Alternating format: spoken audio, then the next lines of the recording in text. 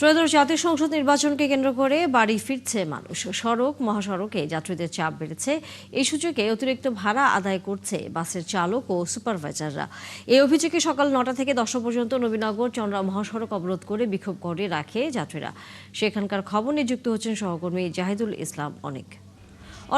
নবীনগর চন্দ্রা মহাসড়কের এখন কি অবস্থা দেখছেন, এবং যে অভিযোগ করেছিলেন যাত্রীরা সেই বিষয়ে প্রশাসন কোনো পদক্ষেপ নিয়েছে কিনা?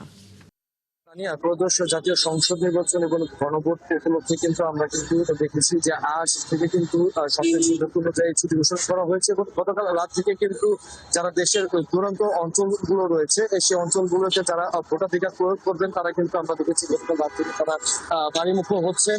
তারা তাদের যে নির্দিষ্ট আসনগুলো রয়েছে সেই আসনের গন্তব্যস্থলে কিন্তু তারা পৌঁছিয়েছেন এবং যাওয়ার চেষ্টা করছে। আমি দেখেছি যে সকালবেলা এই আশুলিয়া নবীনগর চন্দ্রা যে মহাসড়কটি রয়েছে সেই মহাসড়ক যাত্রীদের একটি অভিযোগ ছিল যে অতিরিক্ত ভাড়া আদায় এবং তারা পর্যাপ্ত পরিমাণের বাস সংকটের কারণে কিন্তু তারা গন্তব্যস্থলে পৌঁছতে পারছে না। এবং আমরা কিন্তু সকাল 9টার সময় দেখেছি এখানে যারা যাত্রীরা ছিলেন তারা কিন্তু এই মহাসড়কটি দীর্ঘ 1 ঘন্টা কিন্তু তারা অবরোধ করে রাখেন এবং তারপরে তারা কিন্তু সেই অবরোধ তুলে নিয়ে আবারও কিন্তু তারা সেই বাসে তাদের গন্তব্যস্থলে যাওয়ার কিন্তু চেষ্টা করেন।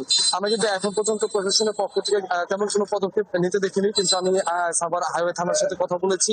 তিনি যেমনটি জানিয়েছেন যে রাস্তায় থেমে থেমে যান চলাচল করছে। এখন কিছুটা দুপুরের পর স্বাভাবিক আমরা দেখতে পাচ্ছি অনেকে আছেন যারা অতিরিক্ত ভাড়ার কারণে তারা বিকল্প পরিবহন যেরকম ট্রাক বা অন্যান্য পরিবহনে কিন্তু তারা জীবনে ঝুঁকি নিয়ে কিন্তু যাচ্ছেন। এখানে একজন যাত্রী রয়েছেন যার সাথে আমি একটু কথা বলবো যে কিরকম দেখছেন এবং বাসের ভাড়া কেমন আমরা 3 দিন ছুটি পেয়েছি।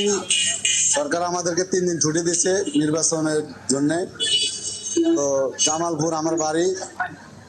অন্যান্য দিনে আমার ভাড়া হতো 200-250 টাকা, এখন আমরা 500 টাকা করে যাইতেছি। মাত্র আমি আমার ওয়াইফের গাড়িতে উঠে দিলাম 500 টাকা 3টা বাজনে। আমি ঢাকা ভোটার, আমার ওয়াইফ এলাকার ভোটার। না, সরকার কোনো পদক্ষেপ নেয় না, কোনো প্রশাসনের লোক দেখতে পাইতেছে না। আর গাড়ি এলাকার অনেক অনেক ধন্যবাদ। নিশ্চয়ই আমরা ফিরবো মহাসড়কের খবর জানবার জন্য আবারও। দর্শক, সহকর্মী জাহিদুল ইসলাম অনেক ছিলেন আমাদের সাথে।